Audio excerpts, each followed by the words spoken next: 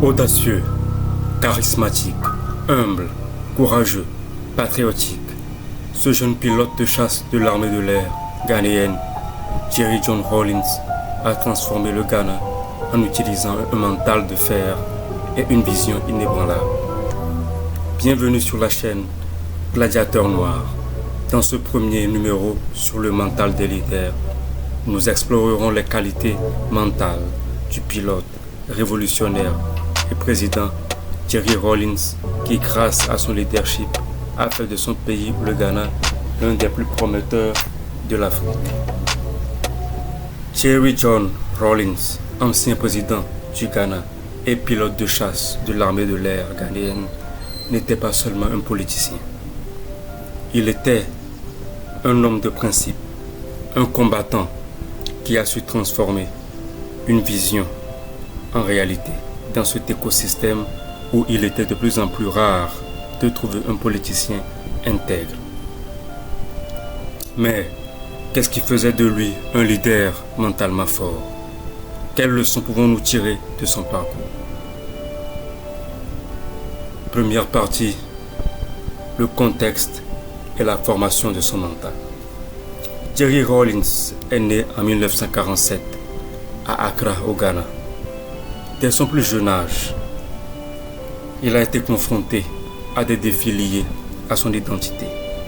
Fils d'un père chimiste écossais et d'une mère autochtone ghanéenne, il a dû naviguer entre deux cultures. Né dans un Ghana marqué à l'époque par les divisions coloniales et les préjugés raciaux, il a souvent été confronté à des critiques sur son origine étrangère, ce qui a pu lui faire ressentir un certain isolement en raison de son métissage. Une double origine qui aurait influencé son sens d'appartenance, son besoin de prouver sa loyauté envers le Ghana et renforcer son désir de s'affirmer comme un leader nationaliste et authentique. Impact sur son mental. Ce contexte l'a forgé, lui inculquant une résilience face au jugement extérieur. En rejoignant l'armée de l'air ghanéenne, il a trouvé sa vocation, mais surtout a appris la discipline et le sens de la responsabilité. 16 années dans l'armée de l'air en tant que pilote de chasse ont structuré son mental de leader. Les pilotes de chasse étant soumis lors de leur formation à des conditions d'entraînement physique et mental extrêmes. Apprentissage clé. Nous pouvons en tirer le fait que la discipline est l'un des piliers mentaux d'un leader. Un leader doit être discipliné avant de songer à être fort mentalement. Partie 2. La vision et la résilience de Rawlings. En 1979, Rawlings mène un coup d'État contre un système qu'il juge corrompu. Mais ce qui est remarquable, c'est qu'il ne cherche pas le pouvoir pour lui-même, mais pour initier un changement radical. Leçon mentale. Un vrai leader n'est pas guidé par l'ego, mais par une vision collective. Après son retour au pouvoir en 1981, il a montré une capacité incroyable à s'adapter, à naviguer dans des contextes politiques et économiques complexes, tout en gardant son cap. Résilience.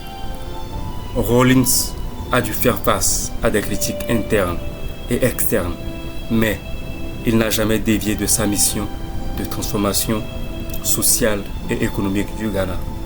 Son procès en 1979 dénote un acte de courage et de responsabilité personnelle qui a galvanisé un mouvement révolutionnaire. Partie 3. Les traits mentaux d'un leader selon Jerry Rawlings. En premier lieu, l'intégrité. Rawlins croyait profondément en l'honnêteté et la transparence, même dans les moments les plus difficiles. En deuxième lieu, l'audace. Il n'avait pas peur de prendre des décisions impopulaires.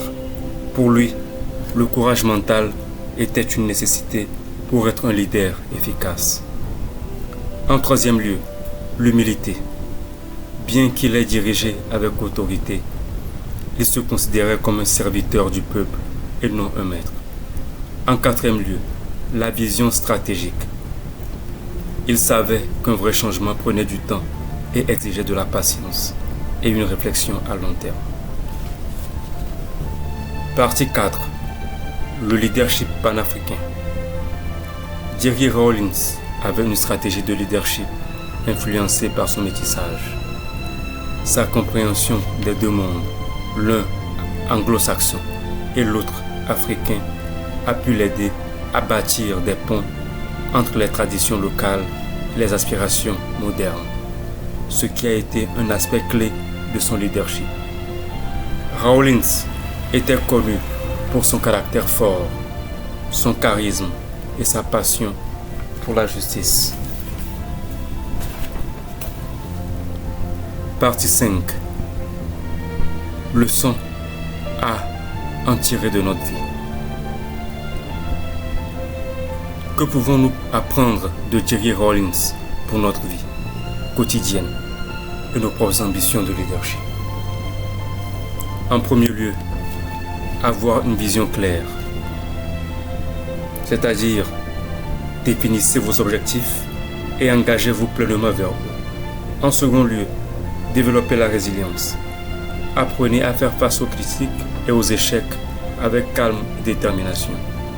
En troisième lieu, restez fidèle à ses principes. Les valeurs d'un leader sont non négociables. En quatrième lieu, pratiquez l'humilité. Un leader efficace, c'est qu'il travaille pour les autres et non pour lui-même. En conclusion, Jerry Rawlins reste un modèle de leadership mental et stratégique. Son parcours montre que le mental d'un leader ne se mesure pas seulement à sa capacité à inspirer, mais à son engagement envers une cause plus grande que lui-même. Si ce mini podcast vous a inspiré, partagez-le avec vos amis et abonnez-vous pour découvrir d'autres profils de leaders qui ont su marquer l'histoire. Ciao, peace.